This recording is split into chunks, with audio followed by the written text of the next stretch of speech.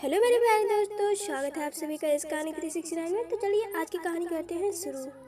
मेरा नाम समीर है। मैं बहुत अमीर था। बच्चे की तमन्ना में शादी पे शादी करता गया और ऐसे करते करते मैंने 4 शादियां कर ली, लेकिन मेरी किस्मत में बच्चा नहीं था। मेरी चारों ही पत्नियां बाहर निकली, मुझे कोई औलाद ना हुई। एक दिन मेरा दोस्त मुझसे कहने लगा कि एक तवायफ है, वह पैसे लेकर बच्चा पैदा कर देती है। मैंने उस औरत को घर बुलाकर उसके चेहरे पर लगा मास्क उतारा तो मेरे सिर पर आसमान गिर पड़ा था, क्योंकि मैं अपने दोस्त के साथ जिस जगह गया था वहाँ की रातें जागती थी और दिन सोते थे। हर तरफ से गानों की आवाज़ और ढोलकों की थाप के साथ घुघरू की आवाज़ आ रही थी।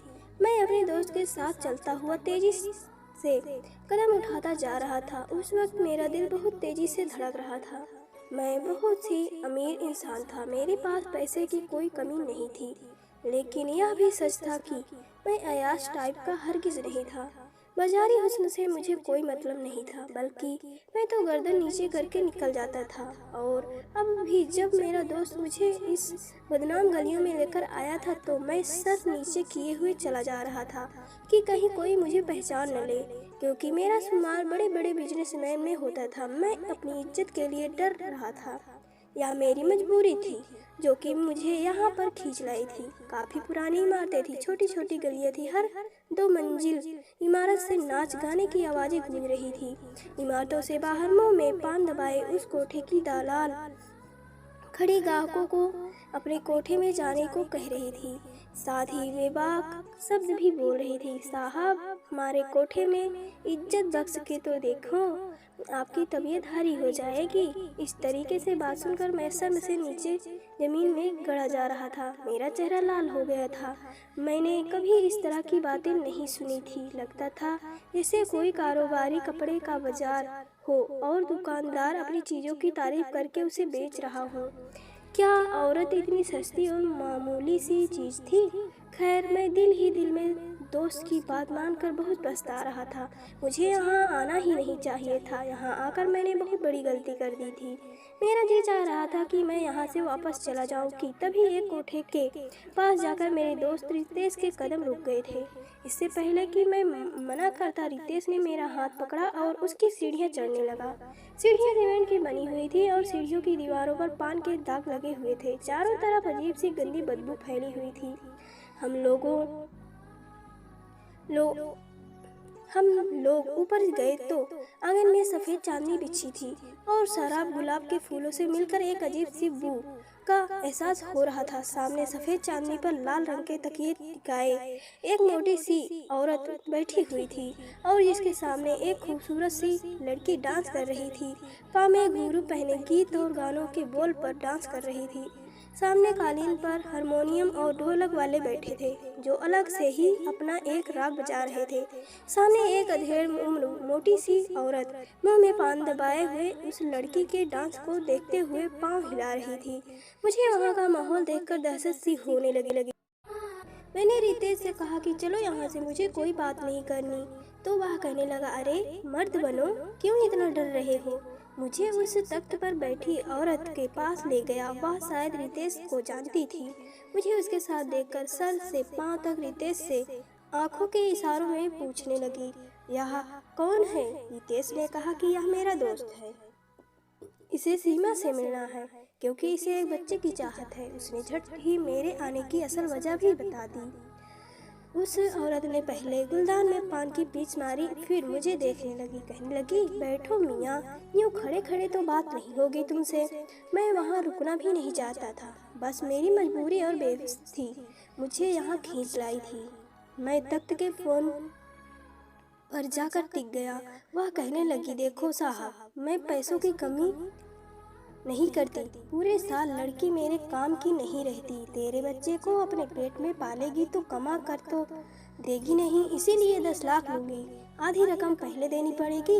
मेरा दिल अभी अंदर से बेचैन था। मैंने एक नज़र रितेश को देखा तो वह मुझे दिलासा देने लगा। मैंने कहा, मैं लड़की को यहाँ नहीं रखूंगा। वह कहने लगी कि 15 लाख दो तो अपनी लड़की को साथ ले जा सकते हो। मैंने जेब से एक अपने चेक बुक निकाली और 15 लाख का चेक उसे दे दिया। मेरे लिए पैसों की तो कोई समस्या नहीं थी। उस औरत की आंखें फटी की फटी रह गई। जब मैंने उसे 15 का चेक दिया था तब देखकर वह कुछ बोल ही नहीं पाई थी। फिर थोड़ी देर बाद मुझे देखकर मुस्कुराने लगी कि फिर उसने एक लड़की को आवाज़ लगाई, अरे चमेली कहाँ मर गई। उसकी एक पुकार पर वह लड़की उसके पास आ गई। वह सांवली सी लड़की थी। चेहरे के नए नक्श अच्छे थे।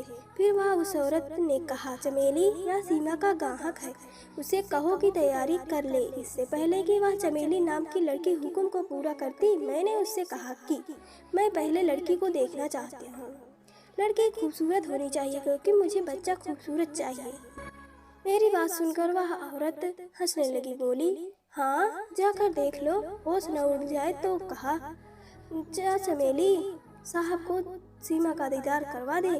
चमेली मुझसे कहने लगी, आइए साहब। मैं खड़ा हो गया और उससे चमेली नाम की लड़की के साथ चलने लगा। वह लड़की मुझे कमरे के बाहर छोड़कर चली गई। पहली बार मेरा दिल बड़ी जोर जोर से धड़क रहा था। बच्चे के लालच में मुझे कहां से कहां ले जाकर खड़ा कर दिया था। ऐसी हालत तो मेरी कभी अपनी पत्नियों के कमरे में जाते हुए भी नहीं होती थी। शायद बात जायज़ है या नाजायज़ की थी।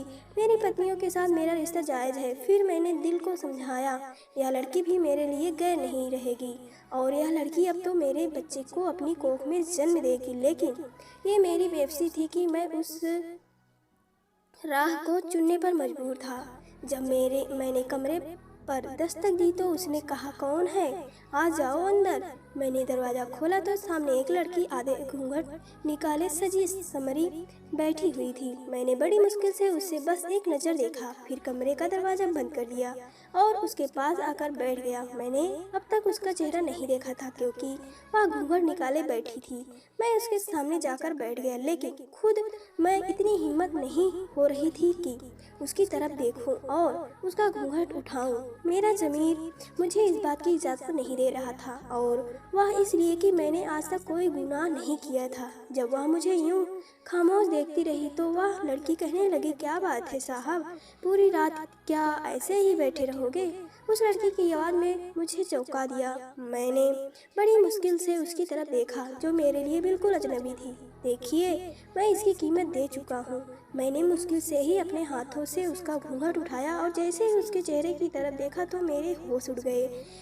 वह तो मैं बहुत ही दौलत वाला इंसान था। बाप दादा की करोड़ों की जायदाद, एक इकलौता वारिस था। लेकिन मेरी बदकिस्मती यह थी कि मैं बे औलाद था। मैं खानदानी रईस था। मेरी पहली शादी मेरे माता पिता की पसंद से हुई थी। मेरी पत्नी मेरे पापा के दोस्त की बेटी थी, लेकिन उम्र में मुझसे 7 साल बड़ी थी, लेकिन स्वभाव की बहुत ही अच्छी थी।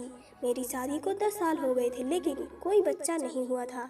मैंने अपनी पत्नी का बहुत इलाज करवाया, लेकिन वह मुझे बच्चा नहीं दे सकी। मैंने अपने ही भी सारे टेस्ट करवाए कि कहीं मुझ में कोई कमी ना हो, लेकिन डॉक्टरों ने कहा कि आपकी पत्नी कभी मां नहीं बन सकती। आपकी सारी रिपोर्ट क्लियर है, आप में कोई कमी नहीं है। 10 साल के लंबे इंतजार के बाद मैंने अपनी पत्नी कविता से कहा कि मुझे दूसरी शादी करनी है क्योंकि मुझे बच्चे की लालसा है। मेरी बात सुनकर कविता बहुत रोई, लेकिन फिर मेरी मजबूरी को देखते हुए उसने मुझे शादी करने की अनुमति दे दी। दूसरी शादी की, लेकिन दूसरी शादी को भी 5 साल हो गए और दूसरी पत्नी भी मुझे बच्चा नहीं दे सकी। मजबूरी में मैंने तीसरी शादी की, लेकिन 5 साल तक मैंने इंतजार किया और तीसरी पत्नी भी मुझे बच्चा नहीं दे सकी। चौथी पत्नी ने भी मुझे बच्चा नहीं दिया। शादी के 25 साल गुजर गए, लेकिन मुझे बच्चे की खुशी नहीं मिली। मेरी उम्र अब 45 साल की हो चुकी थी। मैंने अपनी पत्नियों का इलाज करवा कर थक चुका था। न जाने क्या समस्या थी। हर बार मेरी रिपोर्ट ठीक आती, बस मेरी पत्नियों की रिपोर्ट ही गलत निकलती। कभी कभी तो मेरा दिमाग इस बात को ही नहीं मानता था कि आखिर ऐसा कैसे हो सकता है कि मेरी चारों पत्नियां बांझ निकले। अगर एक पत्नी के साथ यह समस्या होती तो बात समझ में आती थी। चारों पत्नियों में एक जैसी ही समस्या थी। खैर, जो भी कुछ हो, अब मैं 5 में शादी नहीं करना चाहता था। 4 शादियाँ करने पर ही मेरे बारे में लोग तरह तरह की बातें बनाने लगे थे कि मैंने अपनी पत्नियों पर जुल्म किया है। बच्चे के लालच में मैंने एक दूसरे के लिए सौतन लाकर बिठा दी थी, लेकिन कुछ भी हो, मुझे अपनी चारों ही पत्नियां बड़ी प्यारी थीं। मैं उन्हें बराबर का हक देता था और सबसे ही प्यार करता था। मेरी पत्नियां भी बहुत अच्छी थीं, आपस में प्यार मोहब्बत से रहती थीं और मुझसे भी बहुत मोहब्बत करती थीं। मैं उम्र के जिस हिस्से में पहुंच चुका था, वहां से आगे अब बुढ़ापे की शुरुआत थी। लेकिन मेरी यह करोड़ों की जायदाद का क्या होता अगर मेरे एक भी बच्चा नहीं होता, तो मैं अपनी सारी दौलत ज़्यादा आज किसके हवाले करता।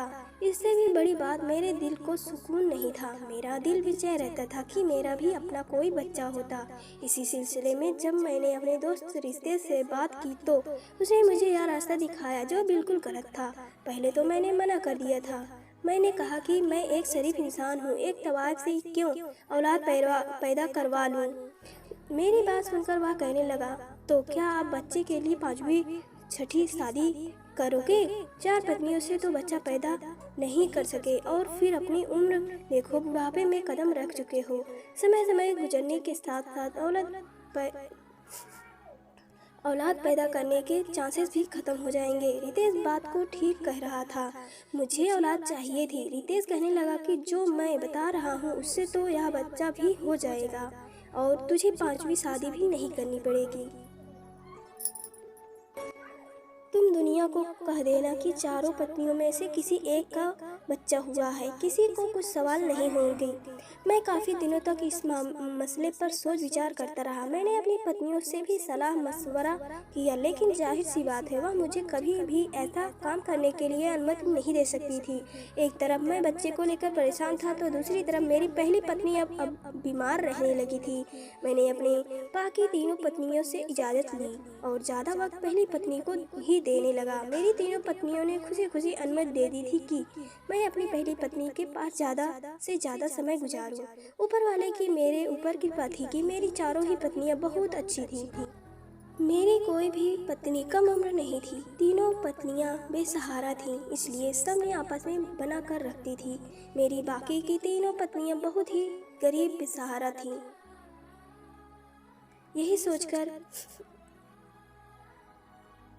मैंने यही सोचकर उनसे शादी की थी कि उन्हें सहारा भी मिल जाएगा और मुझे बच्चा भी मिल जाएगा। लेकिन मेरी किस्मत ही खराब थी कि मुझे बच्चे की खुशी नहीं मिली थी और मैं अपनी किसी भी पत्नी को छोड़ भी नहीं सकता था। यह मेरे उसूलों के खिलाफ था कि अगर मेरा उनसे मतलब पूरा नहीं हुआ, तो मैं उन्हें छोड़कर बेसहारा कैसे रह सकता था। रितेश ने मुझे जो रास्ता दिखाया था, मेरा दिल नहीं मान रहा था, लेकिन बहुत सोच विचार के बाद मैंने आखिरकार इस फैसले पर पहुंच ही गया कि रितेश की बात मानने में ही भलाई है। आखिर मुझ में हर्ज ही क्या है, और इसलिए मैं उसके साथ कोठे पर आ गया था। लेकिन जब मैंने उस लड़की को देखा तो मेरे होश उड़ गए थे। उस लड़की का चेहरा देखते ही मैं कोठे से बाहर निकल आया था। फिर मैं कोठे पर नहीं रुका। रितेश ने मुझे पुकारा और पुकारता ही रह गया। पूछता रहा कि समीर, तुम्हें क्या हो गया है? लेकिन मैंने कोई जवाब नहीं दिया। तेज कदमों से उस बाजारी से निकलकर अपनी गाड़ी में बैठ गया। मैंने रितेश का आने का इंतजार नहीं किया। वह घर से कहा कि घर चलो। पूरा रास्ता मैं बेचैनी से काटता रहा। एक पल को मुझे चैन नहीं आ रहा था। घर आकर मेरी बेचैनी वैसी की वैसी ही थी। मैं आज किसी भी पत्नी के कमरे में नहीं जाना चाहता था। ड्राइंग रूम में ही बैठा सिगरेट पीता रहा। जब आधी रात गुजर गई, बार बार मेरे दिमाग में उस मासूम सी लड़की का चेहरा घूमने लगा। पता नहीं क्यों उस लड़की को देखते ही मुझे उस पर दया आ गई थी। वह तो बहुत ही मासूम थी, 17-18 साल की मासूम सी लड़की जो मेरी बेटी की उम्र की होगी। मेरे जमीर ने यह बिल्कुल गवारा नहीं किया कि मैं उसके साथ शारीरिक संबंध बनाऊं, और मेरे दिमाग की उलझन बढ़ने लगी थी।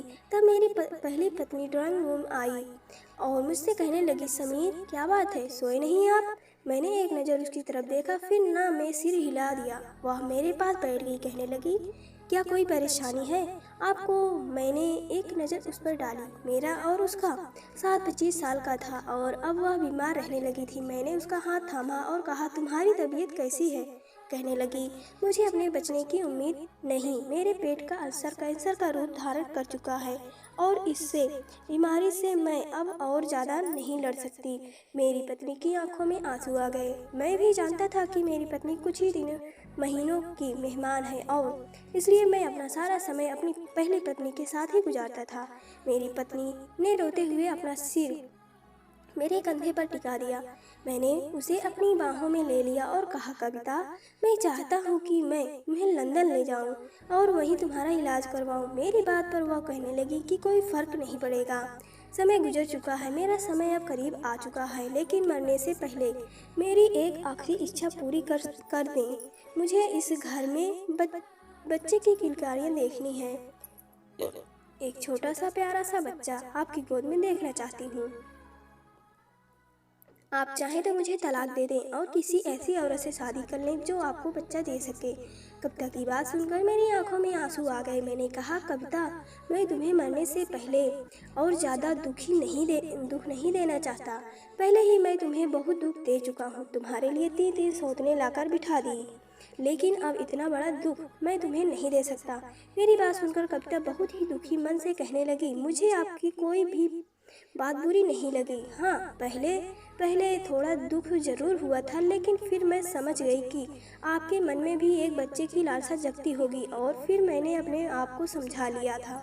लेकिन मुझे कहाँ पता था कि मेरा मनहूस साया आपको कभी बाप ही नहीं बनने देगा। इसलिए मैं कह रही हूँ कि आप मुझसे तलाक दे और एक ऐसी औरत को घर ले आएं, उससे शादी कर लें जो आपको बच्चा दे सके। जब मैं आपकी ज़िंदगी से चली जाऊंगी तो हो सकता है आपको बच्चे की खुशी मिल जाए। इतना कहकर वह रोने लगी। मैंने कहा, ऐसा कुछ नहीं है, ऐसा मत सोचो, शायद बच्चा मेरे नसीब में ही नहीं था। मेरी बात सुनकर वह कहने लगी, अपने शादी हमेशा बेसहारा लड़कियों से ही की ताकि आपकी बात भगवान को पसंद आ जाए, लेकिन आज आप उस कोठे से भागकर क्यों आ गए? उसके मुंह से यह बात सुनकर मुझे हैरत का तेज झटका लगा। मैंने कहा, तुम्हें किसने बताया? मेरी बात सुनकर उसने एक गहरी सांस ली और कहने लगी, वह सब छोड़ो, मेरी बात का जवाब दे। मैंने कहा, मेरा दिल नहीं माना क्योंकि वह तवायफ है, फिर बहुत ही कम उम्र है, बस 18 साल की लड़की है। उसे देखकर तो मुझे उस पर तरस आ सकता है। पता नहीं कम उम्र में उस बेचारी से ये घटिया काम क्यों लिया जा रहा है। मैं इसलिए वहाँ से वापस आ गया था। जिस लड़की के पास से मैं भागकर आया, वह लड़की 18 साल से ज़्यादा की नहीं थी, बहुत ही सुंदर थी, लेकिन इतनी कम उम्र थी। अगर मेरी शादी के बाद मेरी बेटी हो गई होती तो शायद उस लड़की से भी ज़्यादा प्यारी होती और उसी की उम्र की होती। मेरी पत्नी कहने लगी, समीर, तुम उस लड़की से शादी कर लो। मैं हैरान रह गया। मैंने कहा, कविता, तुम होश में तो हो? वह तवायफ भला कब शादी करती है? और फिर उसकी मालकिन मुझे यह अनुमति कैसे देगी?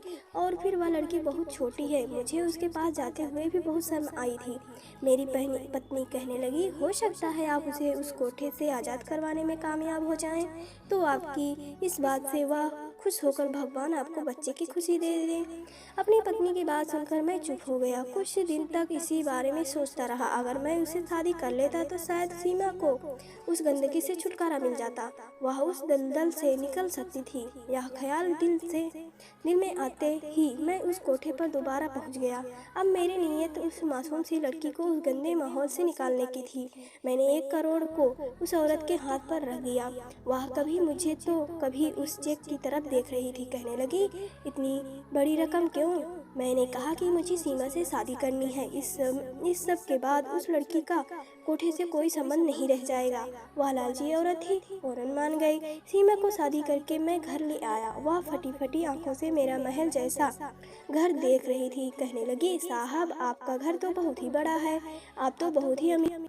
मुझे खरीदने के साथ साथ आपने अपने घर में काफ़ी कीमती सामान सजा रखा है। मुझे उसका इस तरह बोलना अच्छा नहीं लगा। मैं उसका कोई ग्राहक नहीं, बल्कि उसका पति था। मैंने अपनी एक पत्नी से कहा कि सीमा को मेरे कमरे में छोड़ाओ और मैं वहीं लिविंग रूम में बैठकर सिगरेट पीने लगा। पता नहीं क्यों अंदर कमरे में जाने की मेरी हिम्मत ही नहीं हो रही थी। मेरी पत्नियां चारों बहुत ही शरीफ औरतें थी। उनकी ज़िंदगी में पहला मर्द था, लेकिन सीमा की ज़िंदगी में मेरे अलावा भी न जाने कितने मर्द आए थे। हमदर्दी अपनी जगह, लेकिन उसे पत्नी बनाने के लिए मेरे अंदर जंग छिड़ी हुई थी। जिस जगह से सीमा आई थी वहाँ गंदगी से भरी हुई जगह थी, और मैं ऐसे में सीमा को पत्नी के रूप में अपनाना बहुत ही मुश्किल था। लेकिन औलाद की खातिर यह कड़वा घूंट पीने को तैयार था। मैंने सोचा शायद भगवान को मेरी यही नेकी पसंद आ जाए। मैं अपनी सारी हिम्मत को जमा करके कमरे में गया, लेकिन उस समय तक सीमा सो चुकी थी। वह बहुत ही कम उम्र थी। बेशक मैंने 4 शादियां की थी, लेकिन इतनी छोटी और कम उम्र की लड़कियां उनमें से कोई भी नहीं थी। मैंने सीमा को सोने दिए और खुद भी सो गया। सुबह मेरी आँख खुली तो सीमा मुझे बड़ी हैरत से देख रही थी। रात से अब तक मैंने उसे छुआ भी नहीं था, शायद इसीलिए इतना ज़्यादा हैरान हो रही थी। मैंने उठकर उसे कहा कि नाश्ता कर लो, रात भी तुमने कुछ नहीं खाया था। यह कमरे से बाहर निकल गया। कुछ देर बाद सीमा भी बाहर आ गई। नाश्ते की टेबल पर मेरी सब पत्नियां मौजूद थी। वहीं आकर सीमा भी बैठ गई। मैंने अपने हाथों से एक एक निवाला अपनी चारों पत्नियों को खिलाया। यह मेरा शुरू से नियम था कि मैं एक एक और अपनी पत्नियों को अपने हाथों से जरूर खिलाता था। मैं अपनी सब पत्नियों से एक जैसा प्यार करता था। कहीं दिन में ऐसे ही गुजर गए थे, लेकिन सीमा के साथ अब तक मेरा कोई शारीरिक रिश्ता नहीं था। कुछ दिन ऐसे ही गुजर गए थे। एक दिन सीमा मुझसे कहने लगी कि आपने इतने सारे पैसे देकर मुझे क्यों खरीदा। मैं उसके मुंह से यह सुनकर हैरान हो गया। मैंने कहा, यह बात क्यों कही तुमने? मैंने तुम्हें खरीदा नहीं है, बल्कि तुमसे शादी की है। मुझे उसकी यह बात बुरी लगी थी। वह कहने लगी, मैं जानती हूँ, शादी से पहले 1 करोड़ की बड़ी रकम आपने उस कोठे की मालकिन को दी है। मुझे तो लगा था कि आप एक रात भी सब नहीं करेंगे, मुझसे अपने पैसे वसूल करने की कोशिश करेंगे, लेकिन आप तो। मैं उसकी बात सुनकर हैरान हो गया। उसकी बात पर मुझे बहुत गुस्सा आने लगा, और वह इससे आगे कुछ बोलती तो शायद मैं उसके मुंह पर थप्पड़ भी मार देता, लेकिन वह चुप हो गई थी। मैंने कहा, तुम मेरी पत्नी हो, समझी, कोई बाजारू औरत नहीं। ऐसी बात मुंह से दोबारा मत निकालना।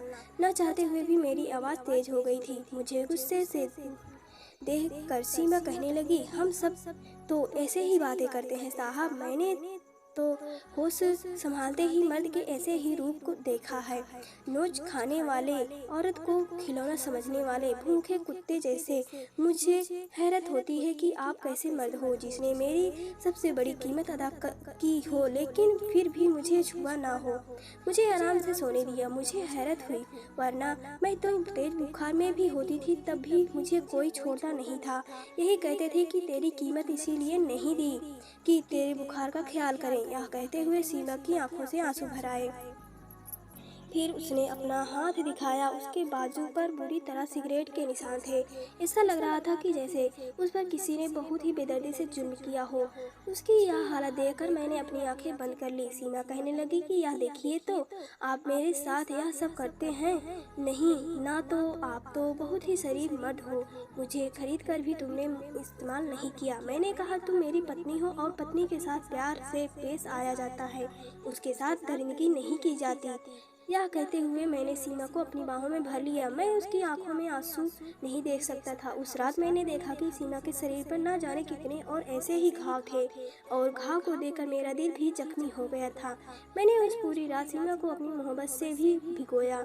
सीमा को तो विश्वास ही नहीं हो रहा था कि मर्द ऐसे भी प्यार करते हैं। उसने तो मर्द का दूसरा ही रूप देखा था। धीरे धीरे सीमा के घाव भी भरने लगे थे, और अब उसकी बाजारी जवान भी सुधरने लगी थी। वह मेरे रवैया और मेरी मोहब्बत से बहुत खुश थी, और धीरे धीरे वह मुझसे बहुत मोहब्बत करने लगी थी।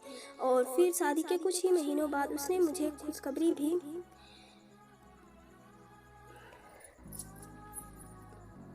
मिल गई। सीमा उम्मीद से थी। मुझे तो अपने कानों पर विश्वास ही नहीं हो रहा था। 9 महीने तक मैंने सीमा का बहुत ख्याल रखा, बल्कि उसे बिस्तर से पैर भी नीचे नहीं रखने दिया। और जब वह डिलीवरी का समय आया तो मैं लेबर रूम्स के बाहर बहुत ही बेचैनी से चक्कर काट रहा था। लेकिन जब लेडी डॉक्टर बाहर आई और बेहद परेशानी में कहने लगी कि आपकी पत्नी की हालत ठीक नहीं है, या तो हम माँ को बचा सकते हैं या फिर बच्चे को। यह सुनकर तो मेरे होश ही उड़ गए। मुझे इतने समय बाद बच्चे की खुशी मिल रही थी, लेकिन मेरे सामने अब एक आजमाइश खड़ी थी। इस समय मेरी हालत क्या थी, यह वही इंसान जान सकता है जिस पर यह समय बीता होता। मैंने अपनी आंखें बंद कर ली। मैंने कहा कि आप माँ को बचाएं, बच्चे को तो भगवान मालिक है। डॉक्टर अंदर चली गई और मेरी आंखों से आंसू बहने लगे। यह सच था कि मेरे पहले से 3 पत्नियां और भी थी, लेकिन मैं अपने लालच के खातिर किसी की जान लेने का सोच भी नहीं सकता था। मेरा और सीमा का 1 साल का रिश्ता था और 1 साल में मैं सीमा के बहुत करीब हो चुका था। आंसू मेरे बस में नहीं थे, वह मेरी आंखों से बहे जा रहे थे। कुछ ही देर बाद लेडी डॉक्टर बाहर आई और मैंने उससे पूछा मेरी पत्नी कैसी है, तो वह कहने लगी कि माँ और बेटा दोनों ही खतरे से बाहर हैं। यह सुनकर मुझे हैरत का झटका लगा था। मैं तो खुशी से पागल ही होने वाला था जब नर्स ने मेरे हाथों में मेरे बेटे को डाल दिया था। उसे सीने से लगाकर मैं फूट फूट कर रोने लगा था। अस्पताल के सारे लोग मेरे इर्द गिर्द जमा हुए थे। उन्हें समझ नहीं आ रहा था कि मैं इतना रो क्यों रहा हूँ, लेकिन मैं क्यों रो रहा था या मैं ही नहीं जानता था। मेरे भगवान ने मुझे मेरे सब्र का इतना अच्छा इनाम दिया था। आज मुझे भगवान के चमत्कार पर विश्वास हो गया था। यह मेरे लिए किसी चमत्कार से कम नहीं था। मैं सीमा और बच्चे को लेकर घर आ गया था। मेरी पहली पत्नी कविता बच्चे को देखकर बहुत खुश थी और फिर 8 दिन बाद ही वो इस दुनिया से विदा हो गई। मुझे उसकी जाने का बहुत दुख था, लेकिन होने को कौन टाल सकता है। मेरी चारों पत्नियों की मेरे बेटे में जान बसती है। आज मेरे बेटे को 1 नहीं 4 माँओं का प्यार मिल रहा है। अपने घर में यह खुशियाँ देखकर मैं बार बार भगवान को धन्यवाद करता हूँ। और मेरे प्यारे दोस्तों, कहानी यहीं तक। कहानी आप सभी को कैसी लगी हमें कमेंट करके जरूर बताएं। अगर पसंद आए तो वीडियो को लाइक करें, शेयर करें और चैनल को सब्सक्राइब करें। मिलते हैं अगली कहानी में, तब तक के लिए बाय बाय। और पूरी कहानी सुनने के लिए आप सभी का दिल से धन्यवाद।